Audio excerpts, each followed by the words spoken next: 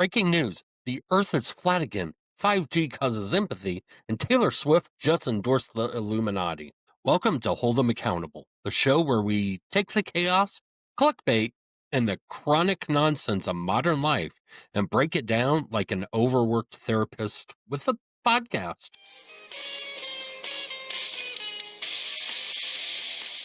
So, a little housekeeping note. We're switching formats. No more three stories and a rant. Nope. Every week we're tackling one big issue. Just one.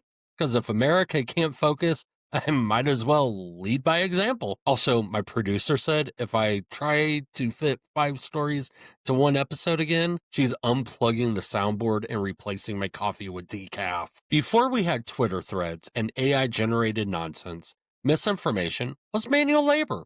You had to earn your conspiracy theories. There were scrolls to write, rumors to spread, and kings to flatter. Let's go all the way back. Ancient Egypt. Pharaohs literally carved propaganda into stone. I'm the son of the gods. Sure, buddy. Convenient how every inscription happens to say that, huh? The Romans, masters of spin. Julius Caesar wrote the Gallic Wars like a brag post. Just conquered some tribes. NBD. It was ancient influencer marketing, but with legions instead of hashtags. When you hit the Middle Ages, the original fake news ecosystem, you didn't need journalists. You had priests and pamphlets. If the church didn't like you, congratulations. You're a heretic now. It was the first version of cancel culture. Except instead of losing your sponsorship, you lost your head. Honestly, the only difference between medieval propaganda and modern politics is that now we have better fonts. And then came Gutenberg, the printing press, humanity's first share button. Suddenly, people could mass produce ideas, lies, and angry pamphlets about everything from religion to which neighbor owed them grain. Martin Luther's 95 Theses went viral before viral was a word. The Catholic Church panicked, and what did they do? They published their own propaganda pamphlets calling him an agent of Satan. That's right, the original flame war was theological. Centuries later, governments got in on the action. Monarchs hired writers to craft glowing stories about their divine wisdom. France had royal gazettes. England had state-approved newspapers. Russia had czarist decrees. Everyone pretended this was journalism. It wasn't about informing citizens. It was about controlling the narrative, which, spoiler alert, still hasn't gone out of style. Now, let's fast forward to the 20th century. Propaganda got an upgrade. Radio, TV, cinema. World War II gave us entire ministries dedicated to messaging. The Allies had Disney animating war bonds. Germany had Goebbels turning mass media into psychological warfare. The U.S. Office of War Information is the grandparent of your favorite PR firm. By the time we hit the Cold War, disinformation was no longer a dirty word. It was foreign policy. The Soviets launched Operation Infection, a global campaign to convince the world that America invented HIV. Meanwhile, America ran Voice of America to beam capitalist pep talks behind the Iron Curtain. It was the world's longest running PR battle, complete with spycraft, sabotage, and a few accidental nukes almost launched over miscommunication. You know, casual. And yes, all of this was technically before Twitter. So imagine what they'd have done with hashtags. Then the 90s happened. The internet arrived, and we all collectively said, let's connect to the world. What could possibly go wrong? Turns out, because when you democratize speech without democratizing truth, chaos wins. No gatekeepers, no editors, no accountability, just message boards, chain emails, and a billion people discovering they could broadcast nonsense faster than CNN can verify it. Remember those early emails? Bill Gates will send you $1,000 if you forward this message. Yeah, that was our beta test for Facebook misinformation. And spoiler, we failed it. Then came the 2010s, the golden age of the algorithm. Social media giants realized something powerful. Outrage keeps you scrolling, and scrolling keeps you profitable. What used to require a propaganda department now needed one thing: engagement. The angrier you got, the richer they got. It's like emotional capitalism. We turned fury into currency. Now anyone can make a post that reaches millions. No training, no ethics, just a Wi Fi signal and a hot take. And with AI, even reality got demoted. We've built the first society in history where seeing is no longer believing. And you can fake a voice, fake a photo, fake a story, and people will still defend it because it fits their worldview. We're not fighting misinformation anymore. We're fighting ego addiction. The truth didn't die, it was priced out. MIT in 2018 showed false stories on Twitter are 70% more likely to be retweeted than true ones. Pew Research in 2023 said 65% of Americans say fake news causes major confusion about basic facts. Reuters Institute in 2024, half of global users now avoid the news altogether because they don't trust it. And Stanford in 2022, even college students struggle to distinguish real from fake headlines 60% of the time. So there you go. The data proves it. We didn't just lose trust in our media, we outsourced it to the loudest liar with a logo. And the worst part, we clicked, we shared, we subscribed. So yeah, the lie is not new. We just finally made it profitable. Fast forward to 2025, and the truth is having the worst year of its life. We've entered the post-truth marketplace, where everything is for sale, including your sense of reality. Deep fakes, AI news anchors, bot farms, state troll factories. It's like Black Friday for propaganda, except nobody gets a TV out of it, just a migraine and trust issues. Think of misinformation like a stock market. The commodity is belief. If you can get enough people to buy your version of reality, you win. Elections, clicks, or cold, hard cash. 2025 is wild. An AI startup in Asia just sold a subscription to create custom news anchors who say whatever you want. A political PAC tested AI generated endorsement videos from celebrities who never recorded them. And an energy company literally used deep fake videos of concerned citizens to oppose climate regulations. We've gone from spin the story to manufacture the witness. Remember when we used to argue about policy? Social media platforms don't care if you're right, they care if you're scrolling. Engagement is the metric, truth is optional. Every like, comment, and rage emoji teaches the algorithm what you hate, and then it feeds you more of it. Congratulations, you're in a customized rage terraria. User identified as mildly angry about gas prices, recommending 27 videos of politicians eating lobster. It's not a glitch, it's design. In 2024 and 2025, every major election comes with a bonus boss battle fighting AI fakes. Fake audio calls in New Hampshire telling voters to stay home. Deep fake clips of European leaders saying things they never said. Botnets on X, Twitter, that can make a lie trend before a real journalist can even log in. And then there's the new wave of patriotic influencers sponsored by PACs. But you never know it because it's grassroots. These guys have ring lights, flag in the background, and a script that reads like a press release. We've turned propaganda into content creation. Let's talk money, because this isn't just ideology, it's commerce. Whole marketing firms now specialize in narrative influence campaigns. Translation, they get paid to make you believe whatever their client needs you to. Outrage sells ads. Fear moves votes, and confusion keeps you hooked. Every time you argue with a stranger in the comments, somebody in Menlo Park gets a bonus. You're not debating to win, you're feeding the machine. NewsGuard in 2024 said 40% of viral election posts on X were substantially inaccurate. Brookings in 2023 said AI deepfakes grew 900% in 1 year. NPR in 2024 said 1 in 4 Americans has shared false information without knowing it. MIT Media Lab in 2025 said disinformation networks now generate over $1 billion a year in ad revenue. $1 billion in lies. Meanwhile, your local newspaper folded because they couldn't sell ads for $200 a month. Tell me the market's working. Let's get psychological for a minute.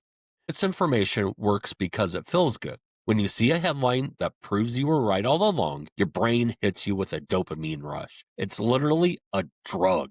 So every time you own the libs or destroy the conservatives, you're basically snorting self-righteous. That's why corrections never go viral. They're a come down. Breaking news, truth has no click-through rate. Traditional journalism is dying from 1,000 subscriptions canceled. Why pay for reporting when someone on TikTok will scream the same thing for free, but with dramatic lighting? We've confused access for expertise. Everyone with a microphone is now the media, but few are doing the work. And you know who fills that vacuum? Bad actors, foreign trolls, political operatives, grifters with Patreon links. The algorithm doesn't care if it's Russia Today or Randy in Iowa. If it gets engagement, it gets promoted. So we've built a system where truth is a bug and emotion is a feature. So ridiculous, it's funny. Until it's not. We used to joke about fake news. Now deepfakes can tank a stock market in 10 minutes. False video of bank collapse last year caused a real-life run on accounts. People lost savings over a video that never happened. So yeah, the lies are profitable, but they're also dangerous. We built a nuclear reactor of information without a cooling system.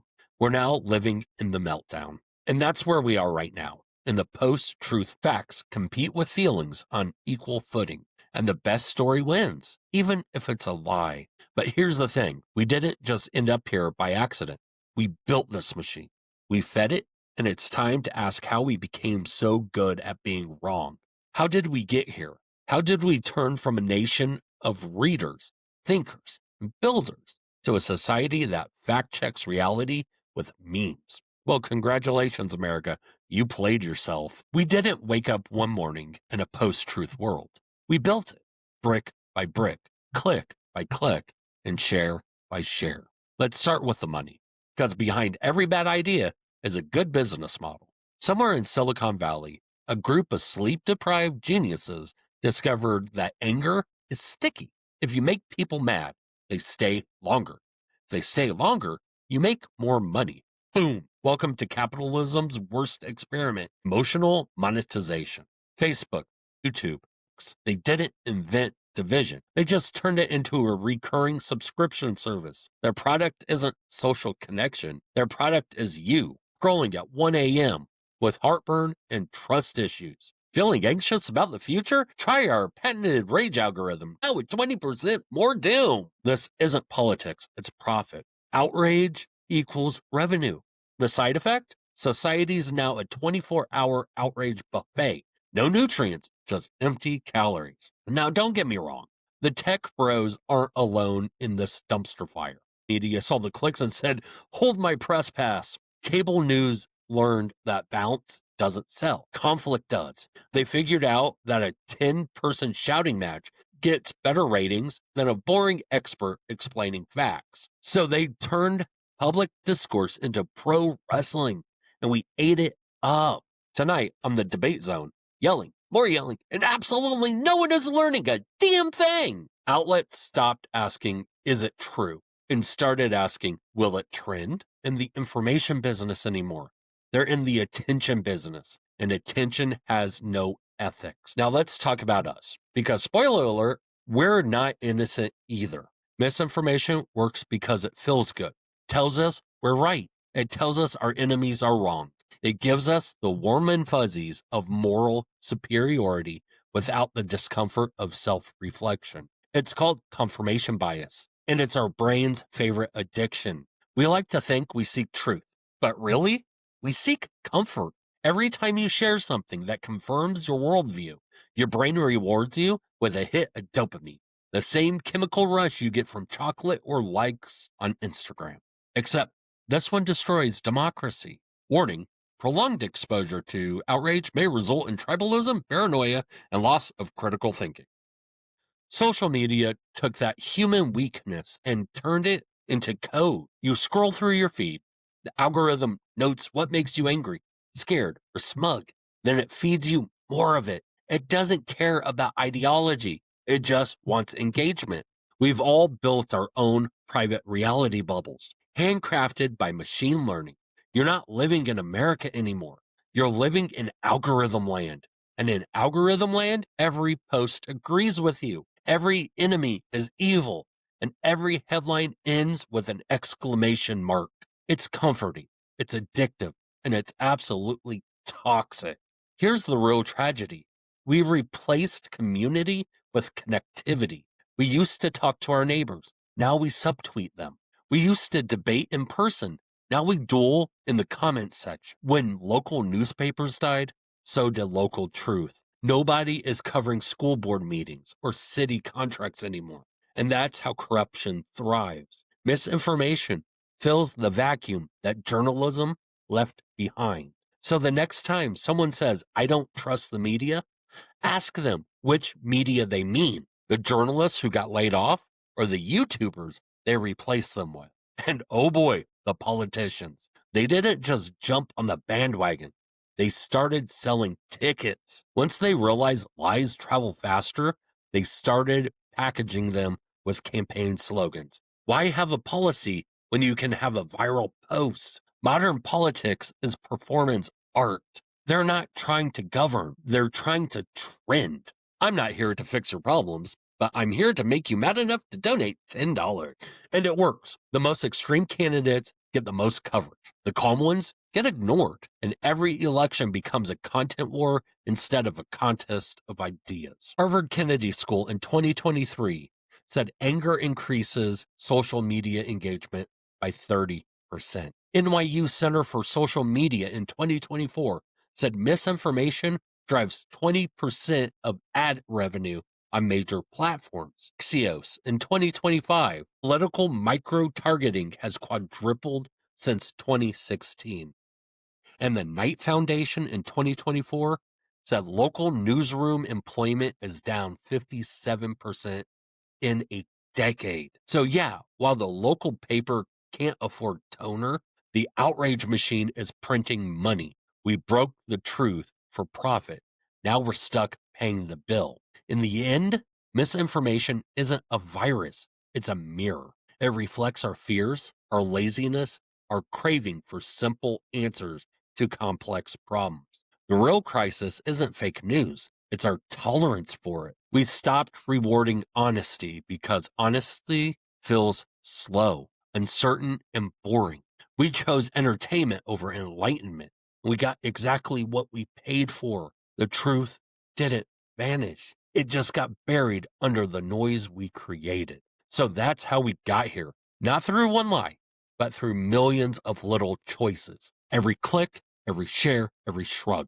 We let convenience outrun conscience. We let algorithms raise our opinions. And now we're left asking the hardest question of all: can we unbreak the truth? All right, we've roasted the liars, dunked on the algorithms, and admitted that we, the people, kind of helped burn the library down. So now comes the hard part: fixing it. And spoiler, it's not going to be easy, because truth doesn't trend. Truth doesn't go viral. Truth doesn't sell merch, but it's still the best thing we've got. So here's the deal: there's no single fix. There's a lot of small, unsexy ones. It's not about inventing the next app, it's about rebuilding trust, one brain cell at a time. The most powerful vaccine against misinformation isn't censorship, it's education. We've got to teach kids how to think critically before TikTok teaches them how to monetize delusion.